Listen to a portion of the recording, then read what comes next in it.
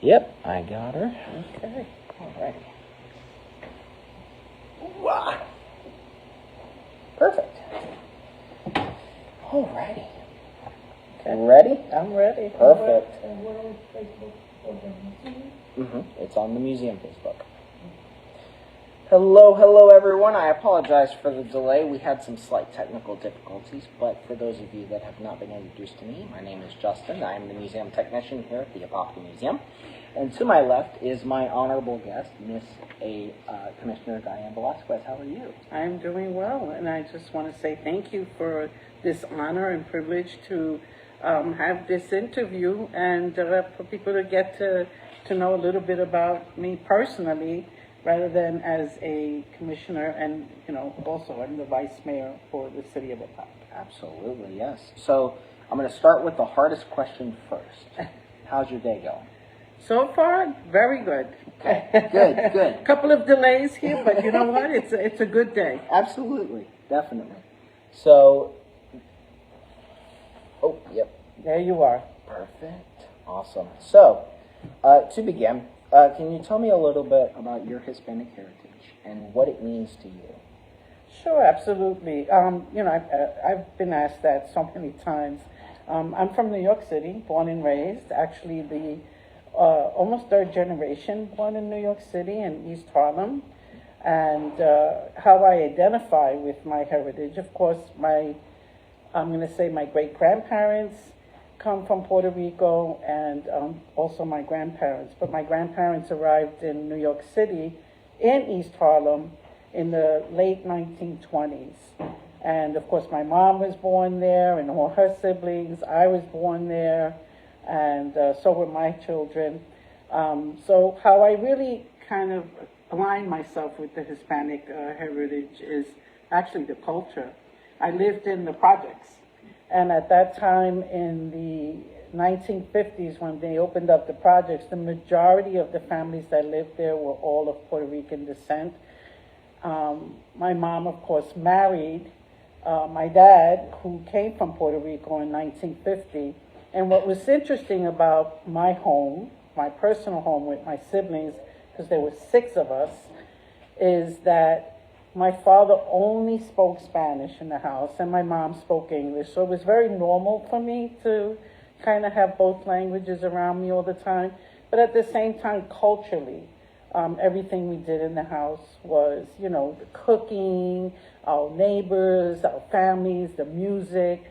So kind of that's pretty much how I align myself with that, being of Puerto Rican descent. And of course, in the early 70s, by the time I was in high school, came that, where we all considered ourselves Puerto Ricans, but we were not from Puerto Rico, so we began to call ourselves New York Ricans. And that pretty much is how we kind of all attached ourselves to our culture, by being of Puerto Rican parents, but always, we were all born in New York and educated in New York. So New York Ricans. Okay. That became a very popular way of identifying ourselves. I've never heard of it. That's fascinating. Yeah, I love it is. And so I have to ask with the food though as well. What was the favorite food when you were growing up? Well, what's typical, which is, the rice and beans and the what they have, pork shoulder. In my house, pernil was very big. Pollo grisao was very big. Typical foods, that were cooked was typical in my home. Definitely. Well, yeah, definitely. So with your early life, was there any family members or any others that inspired you to have the career that you've had? Well, what was interesting is that where we grew up in East Harlem, I had the 23rd precinct literally across the street from me. So we were exposed to always seeing the police officers. During the 70s, the police department was kind of, it had 3 different agencies. It had the Housing Police Department, it had the New York City Police Department, and it had the Transit Police Department. So our lives were, in the housing, we always saw the Housing Police Department. They were very visible in our projects. And then, of course, I had across the street, I had the New York City Police Department. So I would see them always turning out on different tours. And our mode of transportation was the subways. So I had the number 6 line, which was literally up the block on Lexington Avenue, because I lived on 103rd and Lexington, and 103rd and 3rd. So Lexington was the next block over. So whenever we went anywhere, we had to use the train. And we also, during the 70s, what was very visible to us was the Transit Police Department. So I was always kind of intrigued with law enforcement. So I enjoyed that. You know, I got to know a lot of them. I did join a group with the 23rd Precinct, and at the time in the 70s, it was a group about young people against, drugs. And that was a neighborhood thing, and that was how they kind of encouraged the young people not to get involved with drugs. Yeah. There's all kinds of those programs still around. They're still around. That's exactly. It's amazing, and that I feel like that was kind of touching base into my next question, which was what made you pursue that career when it came to going into the police department. Well, I will tell you this: when I graduated high school, I originally was in high school with my twin sister. And we took up, I went to high school on 42nd Street called Central Commercial. And I studied bookkeeping, data processing. There it is. Data processing. I kind of studied a lot of what was in corporate America. Plus, I was working at that time. From the time I entered Central Commercial all the way until graduation, I would go to school in the morning and then work from 2 to 7. And I worked in an insurance company that was an affiliate with Equitable Insurance Company. And then when I graduated high school, I did go to work for one of the biggest at that time, besides IBM, was called Digital Equipment Corporation. So I was in that company for about 2 years. And during that time, I met my husband, who actually worked in the 2-3 precinct. And he was the one that encouraged me at that time to take a couple of civil servant tests, and said, you know, you would take these tests. He says it's a better job, you have better opportunities. And I did. I did take the New York City Police Department, I took the transit, I took housing, I took court officer, I took I mean, he just kept putting all these tests in front of me. And I actually scored very high in the New York City Police Department. So the process of to get into the police academy started, where they do a background check, and they do a physical, and I had to do an actual physical run to kind of qualify. So I did that. It took me about a year, and I made it into the New York City Police Department, the police academy. And so my process started in June of 1979, and I finally got into the police department January of 81. So I would say my husband. No. Because I met him, fell in love. He was the one that encouraged me. And I went into the police department because he was already a police officer. Yeah. He had 10 years before me, and he was a Vietnam veteran. So when he came out of Vietnam, he first was a correction, and then he went into the New York City Police Department.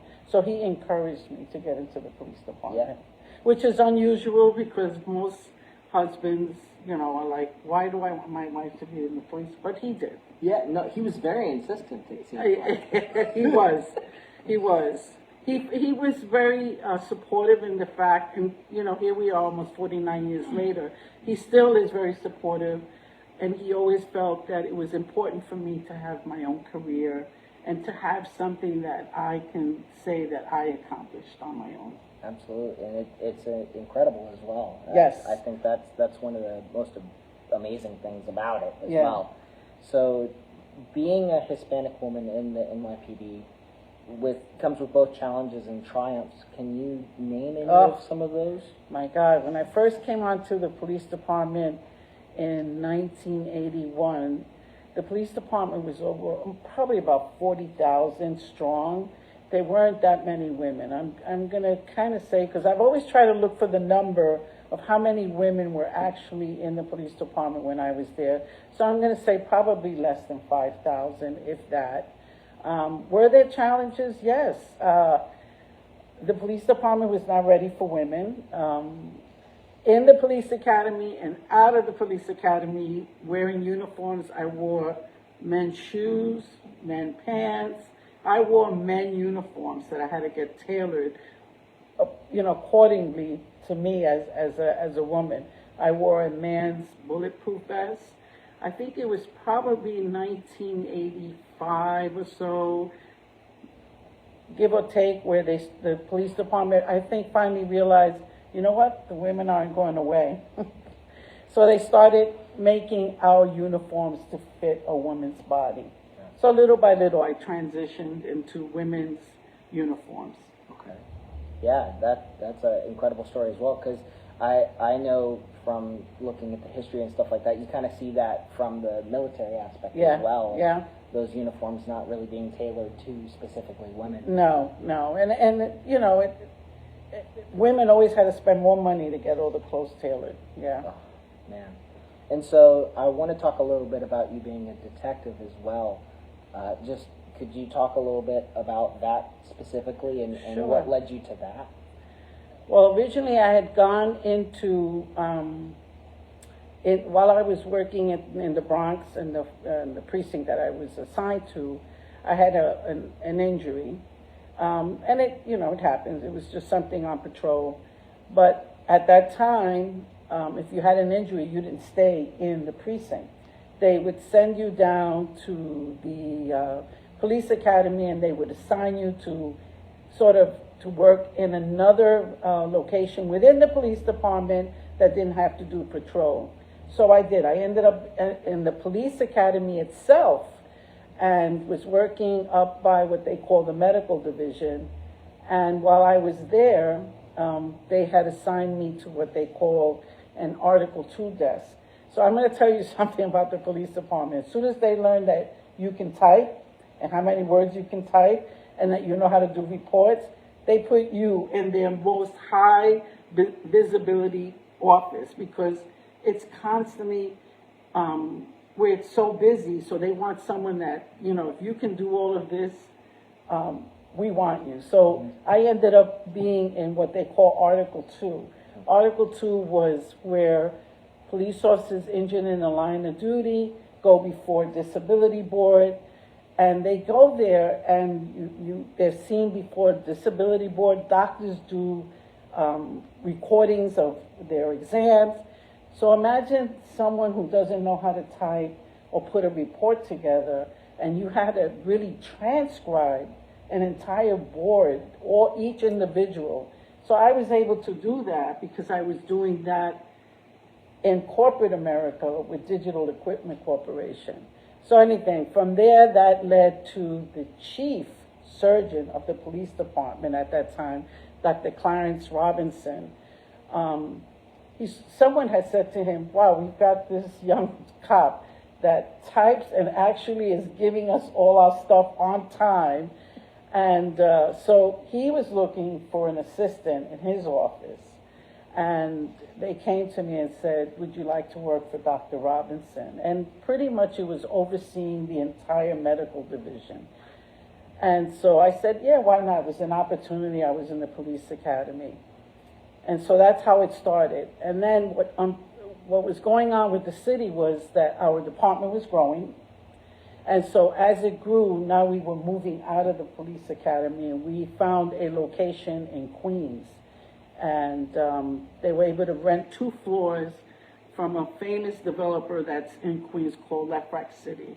So we moved to that location, and of course, medical division kind of grew up also, different departments. So I stayed with the chief surgeon until there was an opening in an investigative unit. And that was where someone found out that I had a lot of knowledge of insurance. So now, when police officers get injured, they are all covered under workman's comp. which is, we all know, is insurance. And so, again, during that time, I remember I've had a lot of mentors in the medical division, and he was one of them, Inspector Kuhn. And he came to me and he said, I have good news for you and I have bad news for you. So I said, okay, well, what's the good news? He said, well, the good news is, because I had taken time off when I had my second son, and he had said to me, well, you can remain in medical division, working as you do, but we have an opening, and the detective that's there now is moving on, but we need someone in that space. So I said, okay. They said, it's insurance, it's workman's comp. We're trying to kind of streamline how we oversee our medical bills and that. I said, oh, okay. And I said, so what's the bad news? And he says, well, it's working for a lieutenant that is very difficult to work for. So I said, okay, who is it? And he told me the name. And then I said, oh, I know who he is. I said, he's a field sergeant. He goes, no, well, he's now in charge of this unit. So I said, I have no problem. I said, I can work for him. And he said, you can? I said, I just came from the streets. I just came. My dad is a tough guy. If I can live with my dad, I can, kind of work for him. And I'll tell you the truth, he became my biggest supporter, my mentor. He taught me everything I needed to know about the unit. And we worked together, if you could believe, almost 10 years until he retired. And he was just my biggest protector. He just had a lot of faith in me. And so I'll mention his name now because I will tell people that he was one of the best bosses I had. And that was John Halbert. That's incredible. Yeah. I love that. Just the So the least person that you think is going to not be supportive of you and not, he wanted to just give me all the knowledge that I needed to have in order to be a good detective, a good investigator, how to look for things, where to look for them. And at that time, I will say this because HIPAA has changed that. But with workman's comp, there's a lot of HIPAA really can't protect because the city, New York City, anyway at the time, we pay 100% of all medical bills, and we pay the police officers, whether they're sergeant, lieutenant, captain, whatever their rank is, they get their full salary all the time, and we pay all their medical bills. Wow. So there's some accountability to the city of, New York City. Absolutely, yes. So that's my life with New York City. I retired exactly 2 months before the 9/11, September 11th, and I was in my 21st year at that time. They did ask me if I wanted to return and get out of retirement. At that time I was still on terminal leave, but during that time my husband was already working through 9/11, the recovery, and I made a decision not to return. Yeah. It's just an incredible story, just everything having to do with your career and everything. It's amazing. It was, for me, until this day, even now, with the challenges I may face as an elected public servant, because they're both public servants. I've always gone back to how the training and the endurance and the lessons I've learned in the 21 years with the New York City Police Department. Imagine, there's 5 boroughs.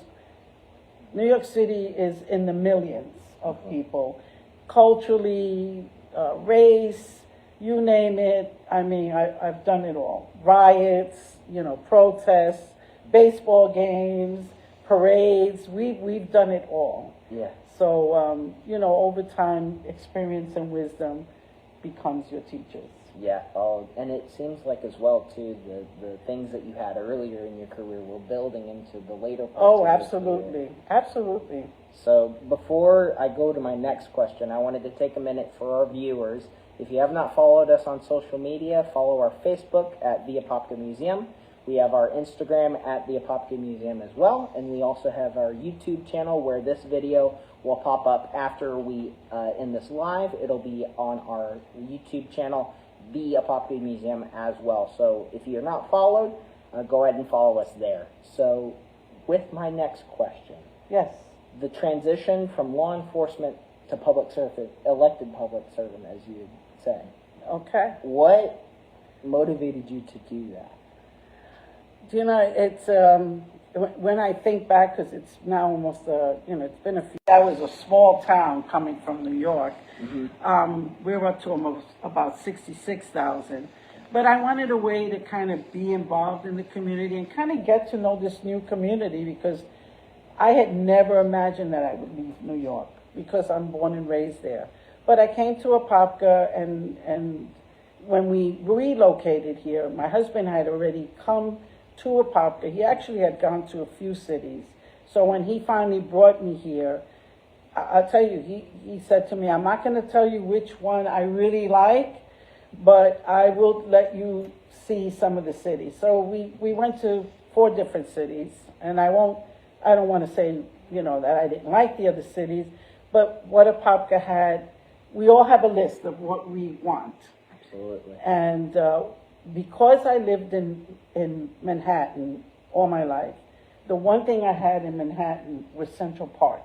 That was my playground. That was something that I had on my family picnics when I was growing up with my parents, because there were 6 of us. My parents couldn't afford big vacations, but we went every weekend to Central Park, and we had family outings and things like that. So the number one thing I wanted was a lot of green. I wanted a park. I wanted that available to me. So of course Apopka had all that. Mm-hmm. The other thing, living in the city, that I was used to and wanted was sidewalks. Oh. Apopka had sidewalks. As small as this town was, it literally had sidewalks. Everywhere you went, there were sidewalks, and that was important to me, because I was someone that was used to, like, going out for walks or just riding a bike. And when I first came here, I want to let you know that I used to run. Yeah. I no longer do running, but I used to do that. Mm-hmm. And Apopka had Wekiva Springs, it had Kelly Park. The only thing my husband had on his list was a golf course. And so any neighborhood we went to had to have a golf course. And of course, the neighborhood I live in does. Unfortunately, it's no longer a viable golf course, but it still exists, and we bought our home off a golf course. Mm-hmm. And but still, Apopka had everything. I wanted a supermarket within 5 miles, which we did get with Publix. I wanted a McDonald's at the time, 20 years ago, because that was important to have for my son when he came. And of course, local schools. It just had everything that I felt was important for a community, to be in a community. And, when I learned that City Hall was so close to us, where we lived, and I think what attracted me, and I always say this story, I went to Publix once, and I remember there was a lot of commotion by the meat department. And so I said, who's here? Because it seemed like someone was very important standing there. And I want you to know it was Mayor Land. So what I thought was so fascinating was that he was standing there kind of buying his meat, but everyone was like, oh, hi, Mayor, hi, Mayor. And I'm like, who is that? They told me the mayor of the city. I said, the mayor? I said, like, the real mayor? I want you to know, in New York City, the mayor is not in our local supermarkets. I mean, the mayor has an entourage of cops around him and his own security. He's not accessible to his people. So here was the mayor just a few feet away from me. And I was really impressed with that, with his presence. And after that, I remember seeing him also at the local cleaners, because, I would take some clothes to the, and he was very approachable. and he didn't have an entourage around him. He went shopping alone everywhere, and so that impressed me. So I started going to the city council meetings, kind of looked up and see when are their council meetings. So my husband and I would attend the council meetings. And I think I was going for about 2 years, kind of on a regular basis. And then there was an election coming up. And I remember I participated in some of the elections and voted for some of them that were sitting on the dais.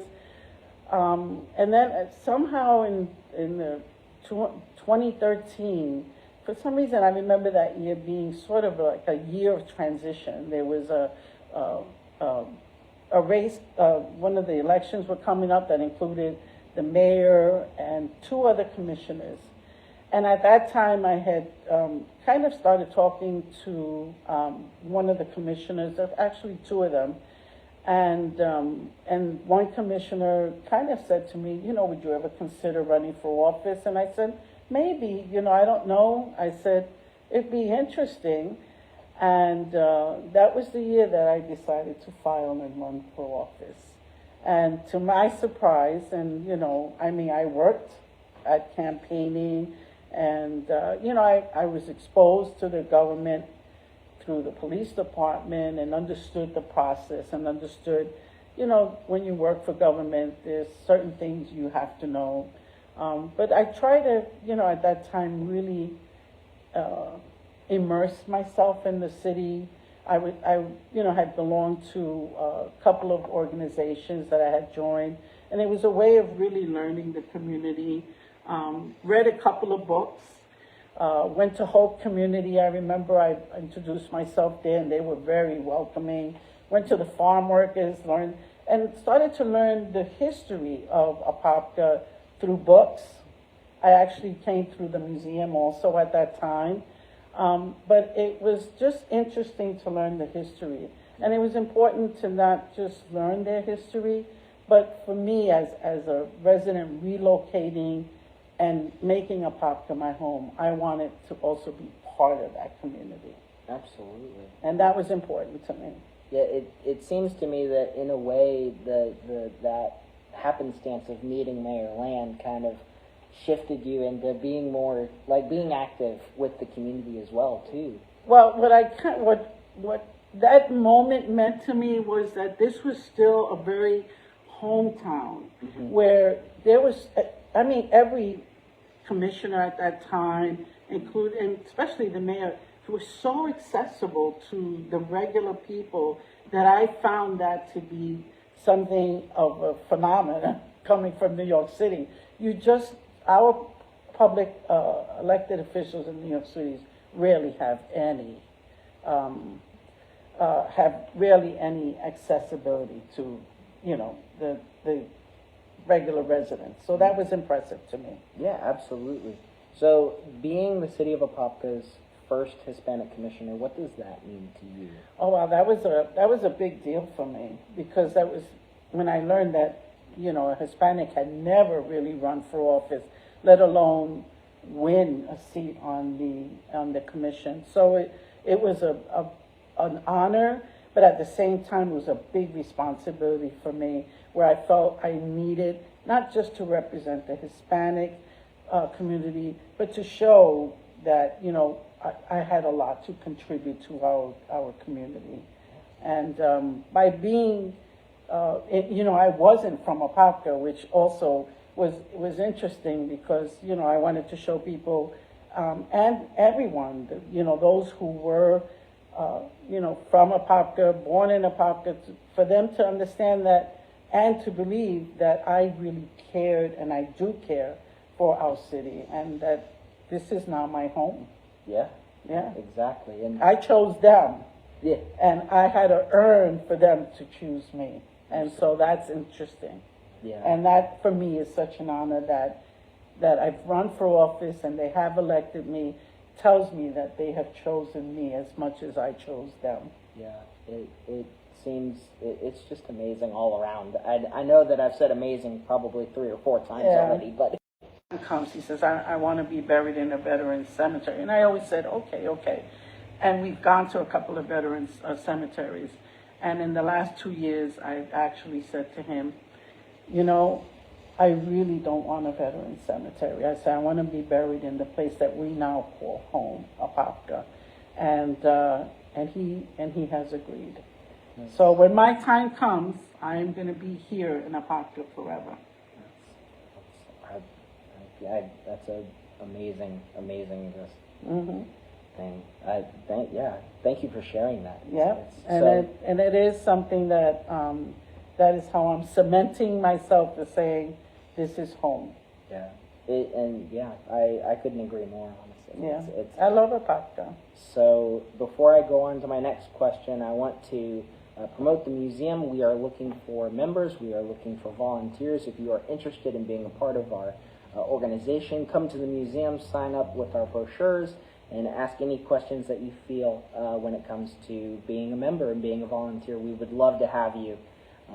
So there's so much information here and so much history, and I have to really say that in the last years, probably in the last 10 years, how much the museum has actually gone out into the community to show what's here and to really encourage people to come in and not just learn the history of Apopka, but also be part of the history of Apopka, because everyone who moves into Apopka is part of the history, is part of the growth of Apopka, and they should feel that pride.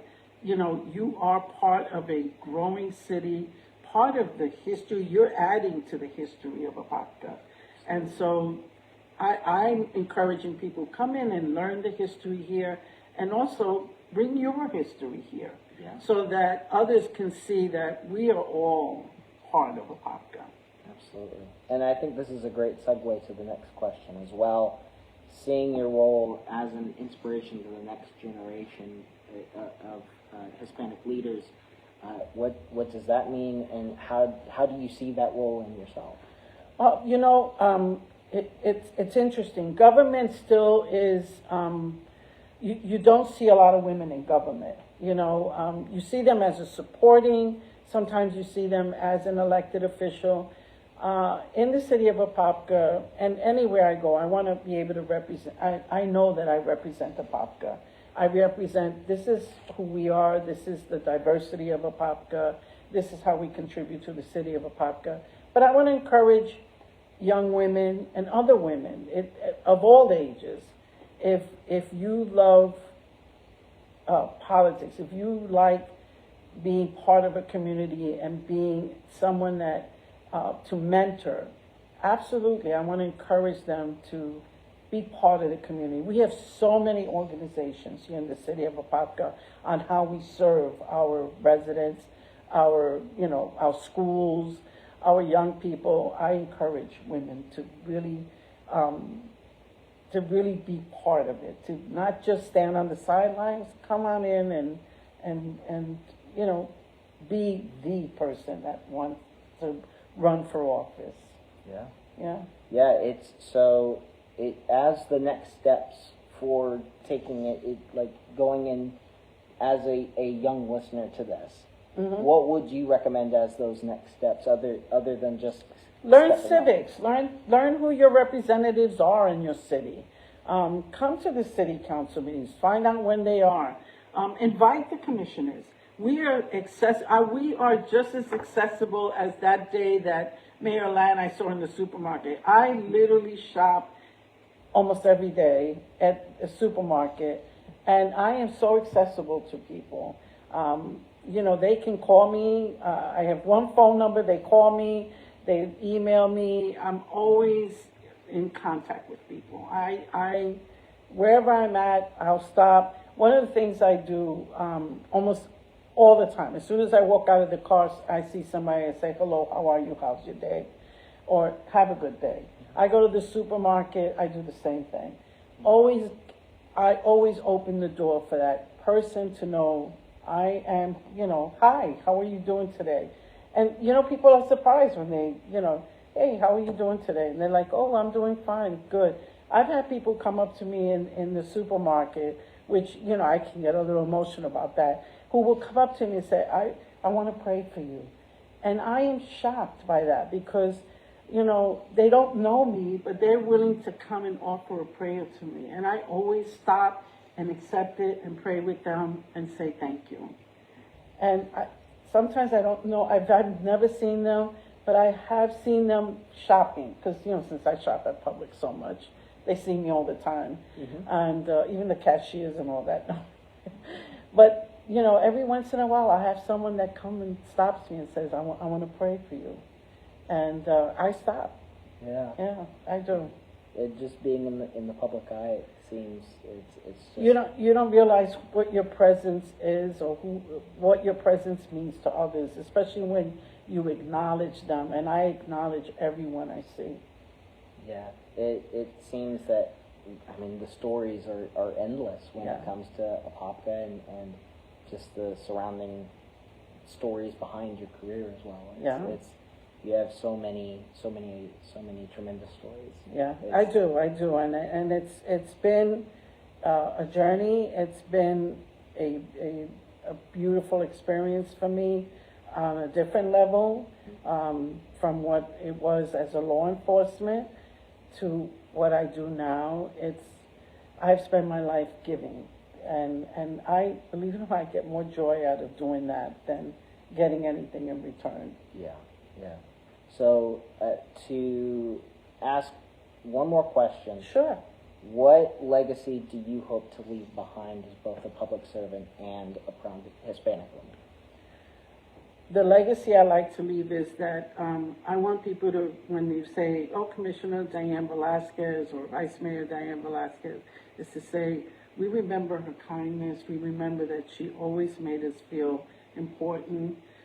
She knew my family, because that's another thing. I make sure I know what their family is about, and that I was always available to them, and that I inspired them to achieve or aspired them to even get into public service. That's the legacy, is if they can remember me as being a person that showed them kindness, and that I was friendly, and that I helped them. Mm-hmm. Yeah. What's your favorite food? Oh my God, my favorite food. That's interesting.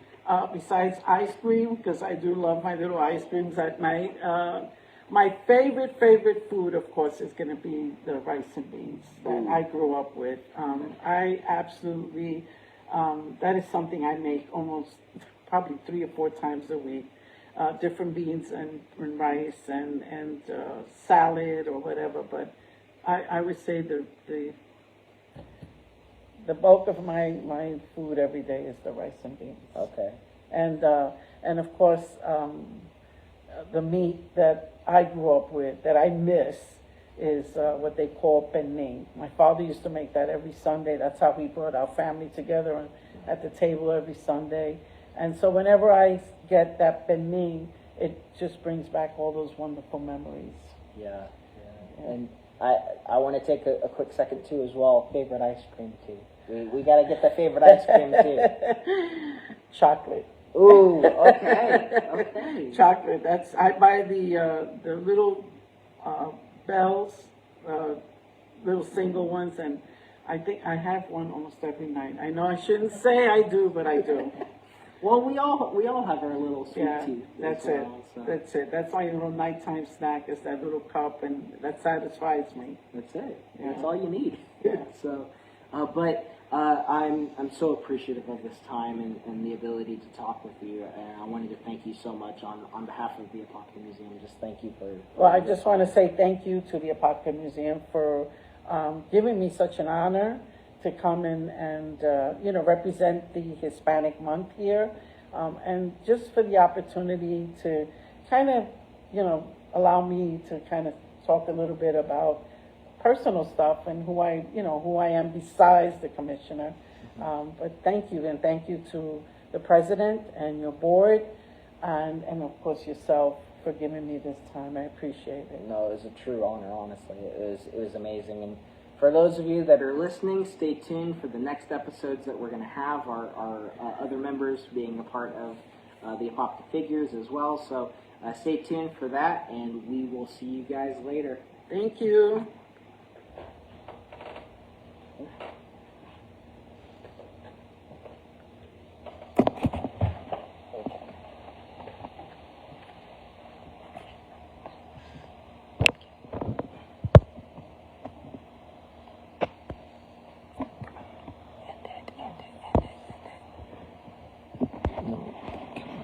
Oh my goodness.